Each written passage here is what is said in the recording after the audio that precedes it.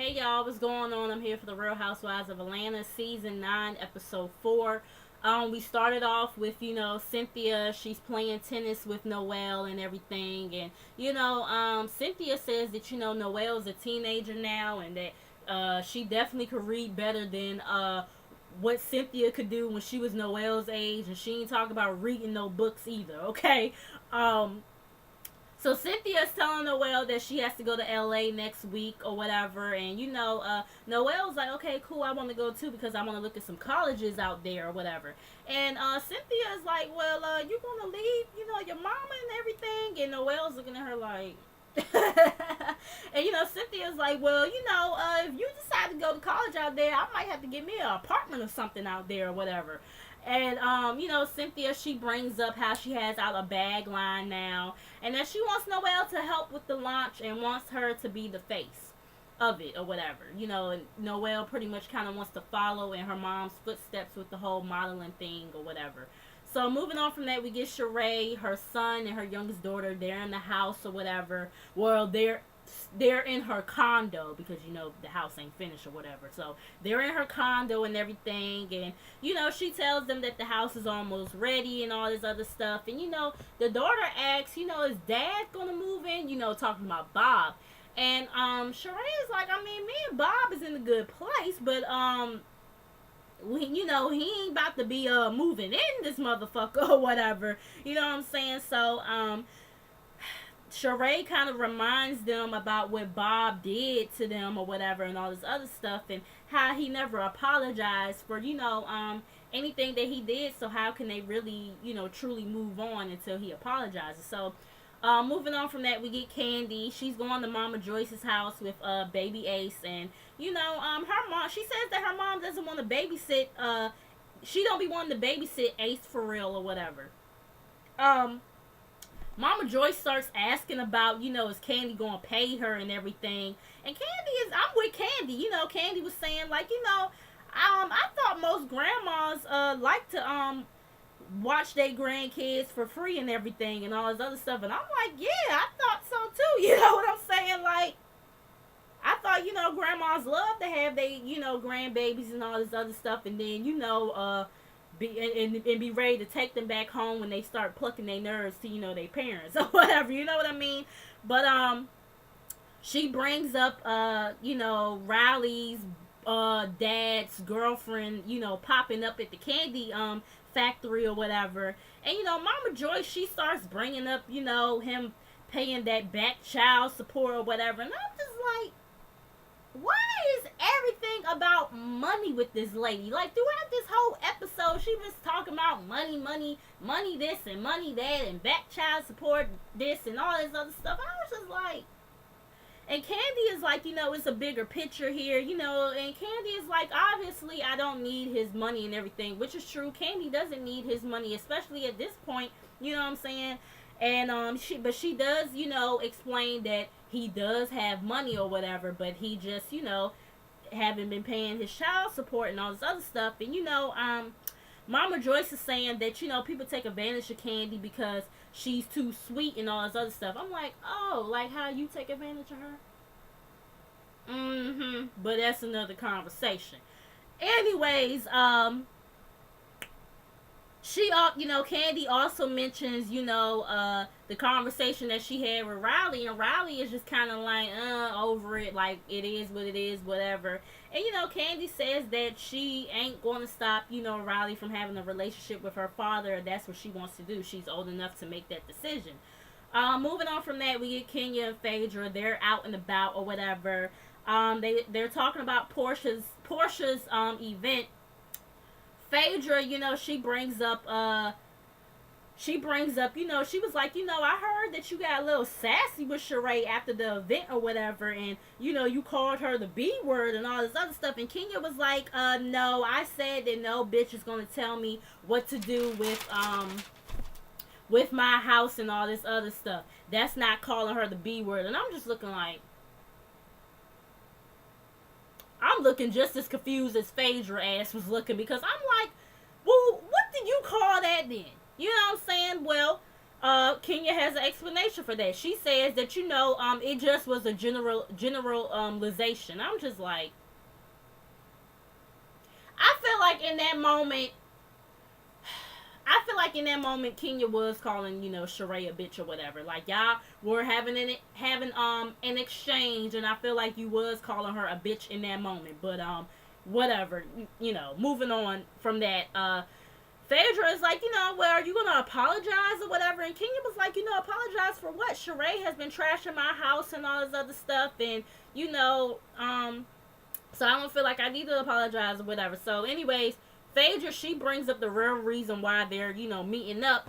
Phaedra, she has this camp in Michigan or whatever, and she's been very active, in Flint, Michigan, in particular, because of, the water crisis that's still going on there and everything. And she wants to do a camp for the kids that have been affected by it. And, Kenya, her being from there, I guess she felt like, to come directly to her first to ask for her input and everything. So Kenya, she starts giving her ideas and all this other stuff. And, Phaedra says that she wants everyone to be involved. She wants to, do a fun event or whatever where they can go laser tagging and then afterwards talk about the fundraiser or whatever. And not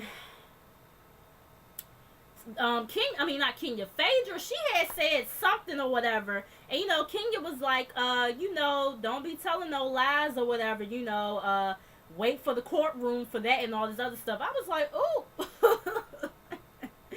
I ain't gonna lie, I kind of giggled a little bit when she said that. But anyway, so we get back to Sheree. She's meeting up with Bob for to go to a vegan restaurant, and she thought that it was going to be somewhere a little bit more extravagant. So she all dressed up and everything. She's overdressed, he's underdressed and all this other stuff. And she's like, if you was trying to woo me, you should have brought me to a seafood place and everything. He wanted to keep it casual because it was their first time really going out in a long time and everything. And she was like, I could have been comfortable for all this and everything. And, she tells him that I feel like you make jokes or whatever. Like, you follow up with jokes after you make a serious statement and everything. And, Bob is like, that's how, I break the ice or whatever. Because, my behavior back in the day, I try to push that in the closet because I don't want to bring it up. And she's like, well, you never apologized for anything that you have done, through our marriage and all this other stuff. And so he apologizes if he ever, put someone else, ahead of her and everything. And she says, you ain't got to put nobody ahead of me to, sleep with them or whatever. She was like, it was the disrespect and everything. And, so he decides to fix his apology and give a more sincere apology, apologizing for his infidelity and, in regards to how he treated her and the kids and all this other stuff. And, then he starts talking about, then he follows up with a joke, like he does, and talks about the glitter on her chest and all this other stuff. And, they decide to, leave that place and go to a place that's more to their liking or whatever with the food. So, moving on from that, we get Phaedra's event, her laser tag event and everything. And then Lena, she shows up, and, Kenya, she's on the way there. In the car with Mallory, Cynthia's sister or whatever. So, Sheree, she's purposely targeting Kenya or whatever as, their plan. So, over in LA, we get Cynthia, she's at her event with Noelle. Leon shows up. Noelle, she's on her phone, sitting down. She's not really engaged with, the people or whatever, because, Cynthia was having a conversation with her beforehand of what she needs to do. And, Cynthia, she comes over and she tells Noelle, I need you to, to be engaged and everything. And Leon was like, well, I got a seat for her because she said her feet was hurting or whatever. And Cynthia's like, okay, my feet is hurting too, but I mean, what you mean? You know what I'm saying? Like, we got business to conduct here, And, Cynthia, is explaining to her, that we have a lot of press and everything, and she needs to get to know people and all this other stuff. And she's like, no pain, no gain. And I feel Cynthia on that one. When it comes to business and stuff like that. So, Noelle, she's on the stage with Cynthia as they're launching the line, and Noelle's picture and all this other stuff. And Noelle, she finally starts to engage with people at the event or whatever. So, moving on from that, we're back at Phaedra's event, and after the laser tagging, they sit down to eat. Phaedra, she lets them know about the camp or whatever, and she wants to do like a pop-up shop where the ladies can bring their products to sell for the fundraiser, like Kenya and Portia with their hairlines, and Candy with her sex toys and all this other stuff. And I was like, Portia, I'm like, so we gonna be selling dildos for the kids?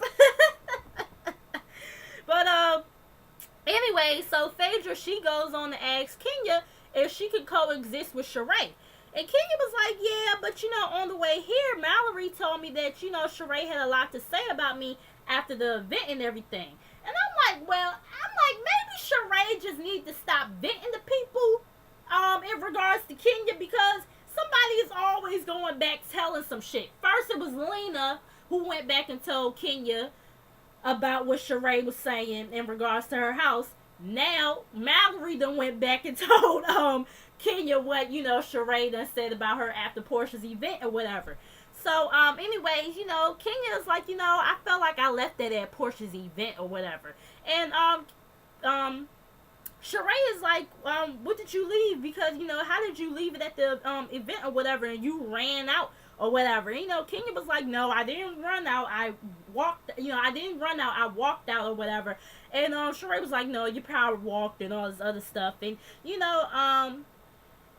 Sheree, is calling her, starts to call her, the biggest hoe in Hollywood. Well, she actually repeats herself again because she had said it to Mallory like 2 days before or whatever about Kenya being the biggest hoe in Hollywood.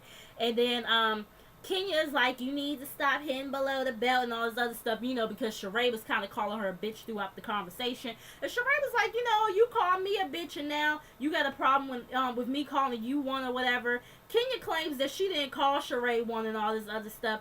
And I'm like, Sheree, you know what I'm saying? Like, you can sit up here and call her a bitch and everything. Like I said to you guys before, Kenya sits up here, she could do stuff to people. She can throw stones, but then want to hide her hand or whatever when somebody does it back to her and everything, which is complete bullshit. You know what I mean? But Sheree, she keeps on repeating it. She was like, what you gonna do, bitch, and all this other stuff. She's like, say it to my face, bitch, and whatever. So, they start talking about the whole situation when they was calling each other hoes or whatever, something like that. And Candy, she feels like everyone at that table has been a hoe before, so everybody just need to keep their mouth shut or whatever. You know what I'm saying, when it comes to the whole business. So they start talking about each other's houses again and throwing a whole bunch of insults, and I'm like, why is we doing? I'm like, why is we doing this? Why is we keep on going on and on and on about these houses? Like, I really do not want to hear about this shit this whole fucking season. Like, I really don't. Like, Andy Cohen, Carlos King, y'all gonna have to do something else, because, this is episode 4 and we still talking about these funky ass houses or whatever, and neither one of y'all got room to talk. From my understanding, and I didn't mention it last week, I don't think, both of you motherfuckers had to go to court or whatever. Kenya, you preparing to go to court or whatever, for y'all houses and stuff like that. So it's like neither one of y'all really got that much room to talk at this point. You know what I'm saying? But anyways, Kenya, she starts to talk about Sheree's wig and talking about something with your mama Joyce wig on. I said, who? I ain't gonna lie, that shit was funny, like, for real, because I hate when Sheree wears that damn wig. You know what I'm saying? I hate that wig on her. So Candy, she jumps up and was like, hold the hell up, you know what I'm saying? And Kenya was like, calm down, Candy. You know, I'm not talking about your mom, this, that, and the third. And Candy is like, first of all, don't put your hands on my face or whatever, and you're not going to talk about my mom. Now, Kenya know damn well the minute that she said that, that was going to open Candy's attention to say some shit or whatever. You know what I mean? And, so Phaedra, she pretty much tries to, you know, bring order back to the conversation and gets them to try to look at the bigger picture as to why they are there and stop with the petty bullshit all the fucking time. So, she brings order back to the conversation. So, moving on from that, we get Cynthia again. She's going to dinner with Leon and Noelle. Noelle, she leaves though because she's going to Bryson Tiller's concert. So Leon, he's asking her about Peter and everything, and she tells him that she decided to get a divorce, and she was like that she's gonna be happier, but she's sad that, you know, it didn't work out. You know, Leon, he honestly felt like that the marriage was rushed, and you know, she says that she wants her and Peter to be cool, and that, you know, she's scared that, you know, she won't have what her and Leon have and everything. And, you know, they start to flashback, you know, to all the problems they had leading up to their wedding and everything. And, you know, Cynthia, she got emotional and everything, and it's like, I understand how Cynthia feel or whatever, but at the same time, it might, you know, you and Peter might not be cool after this, because it's like, you know, with you and Leon, y'all share a daughter, you know what I'm saying? So y'all kind of had to, get along or whatever. And, well, sometimes parents, they know how to co-parent, but not necessarily be friends. They just know how to co-parent. But you and Leon just happen to not only have a good co-parenting relationship, you guys actually have an actual friendship, you know what I'm saying? But with you and Peter, you know, he's not really obligated to be your friend at this point, because y'all don't have no kids together, and, you know, nothing like that. I mean, yeah, you know, he, played a big part in Noelle's life or whatever, but it seemed like Noelle can do with or without him, you know what I'm saying? Like, the way she acted. So, yeah, you just might have to face the music that you and Peter might not be cool after this, you know what I'm saying? Like I said, y'all don't have no kids or nothing like that, so he's not really obligated to still keep a relationship with you, you know what I'm saying? Or it might take it might take him some time if he does still decide to be your friend afterwards. It might take him some time. It's not like, oh, y'all could just be friends right after the judge says, okay, you guys are officially divorced. You know what I'm saying?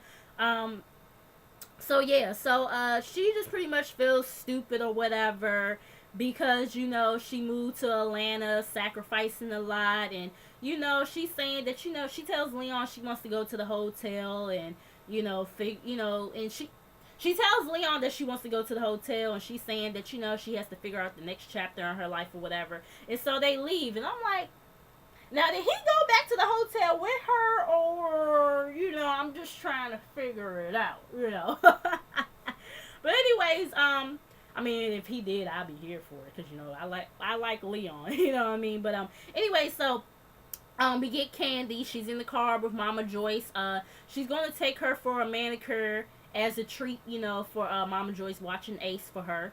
Mama Joyce, she says that she discovered that she like her some wine, you know, Moscato in particular. But she was like, you know, my friend told me I don't need to be drinking that stuff, because it makes me really read people and everything. And I'm looking like, Mama Joyce, you don't need no damn wine or anything to read a motherfucker. I'm like, Candy, you read a motherfucker on a regular basis. So, I mean, I would hate to see how you is. I mean, you already read a motherfucker hard when you're sober. So, I hate to see how you is when you're drinking. So, but anyway, so